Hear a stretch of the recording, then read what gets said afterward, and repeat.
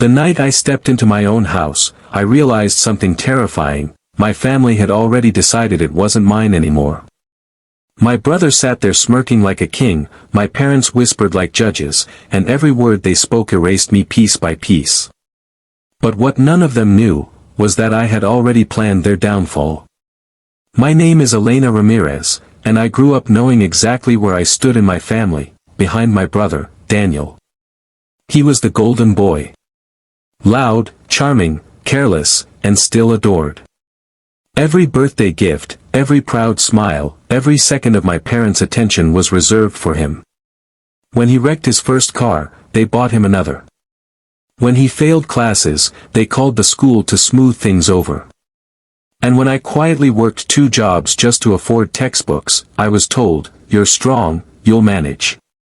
That's who I was to them, the one who could endure. The one who could bend until I broke. But when my aunt passed away and left her house to me, for the first time in my life, I thought, this is mine, not Daniel's. Not my parents'.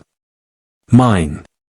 A place untouched by their favoritism, a place I could finally breathe. At least, that's what I believed. From the moment I got the keys, the house was no longer my house in their eyes. My mother called it our family's home. My father hinted that it was wasteful for me to live there alone. And Daniel? He didn't bother hinting. "I'll move in once you've cleaned it up," he said casually, like he was giving me permission to stay in my own kitchen. I laughed it off at first. But the signs kept piling up. Boxes of Daniel's clothes appeared in the spare room. Mom hosted Sunday dinners there without asking. Dad started making offhand remarks, "This house keeps us all together." Except it didn't. It erased me. The breaking point came one Sunday afternoon. I walked in, tired from work, and found Daniel standing in the living room with my deed in his hands. He smirked like a thief caught red-handed but unafraid. "You don't deserve this place," he said. "You're not even using it right." My chest tightened, not with grief, but with clarity. I finally saw the truth. To them, I was never an heir. I was a placeholder. A caretaker. Someone to hold the door open until Daniel was ready to walk through. That night, I didn't cry. I didn't scream. I planned. Step 1, I went to a realtor. Quiet meetings. Discreet listings. The market was hot, and offers came quickly. The house sold faster than I expected, for $750,000. Step 2, I told no one. Not my parents, not my friends, not even the neighbor who waved as I carried out boxes. Secrets only work when they're airtight. Step 3, I prepared my stage. A family dinner. The place where Daniel gloated the loudest, where my parents' favoritism was impossible to ignore. They thought they were walking me into another trap. They had no idea I had already burned it down.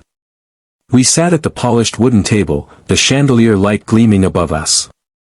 My parents chatted about Daniel's new job prospects, his plans, his brilliance, as if I wasn't there. Daniel leaned back, fork in hand, and smirked at me across the table. "I'm moving into your house," he announced, sharp and deliberate, like a king declaring conquest. The words hung there, smug and heavy. I didn't flinch. I didn't blink. I let the silence stretch until he believed he had one. Then I smiled. Slow. Controlled. "Funny you say that," I murmured, sliding a manila envelope across the table. The room fell still. Forks froze. Glasses hovered midair. Daniel frowned, tugged the envelope open, and pulled out the papers. The deed. The transfer. The closing statement. All signed, stamped, finalized. The color drained from his face. Mom leaned forward. "What is this?" "The sale," I said evenly. "It closed last Friday." Dad's face reddened. You sold the family house." "No," I corrected, locking eyes with Daniel. I sold my house. Daniel's smirk collapsed. His lips parted, but no words came. His hands trembled as he flipped through each page, searching desperately for a loophole. There was none. For the first time in his life, my brother had nothing to say. The silence was suffocating. My parents stared at me as though I'd betrayed them.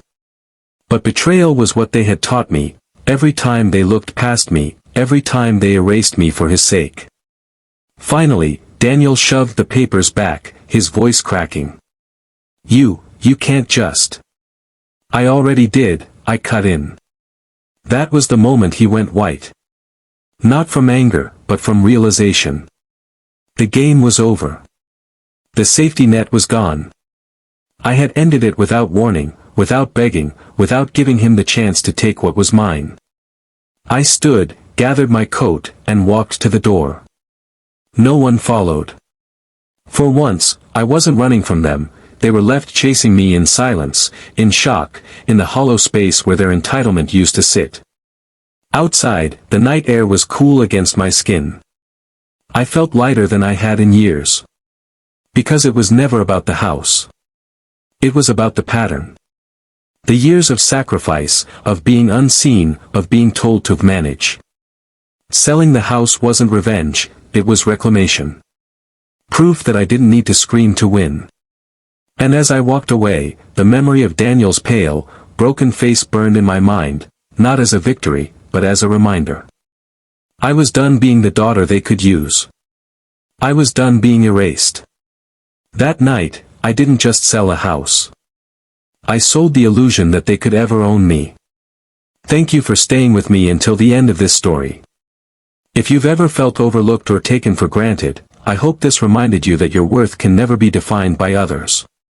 You deserve respect, love, and peace. Sending you strength, hope, and healing, until we meet again in the next story.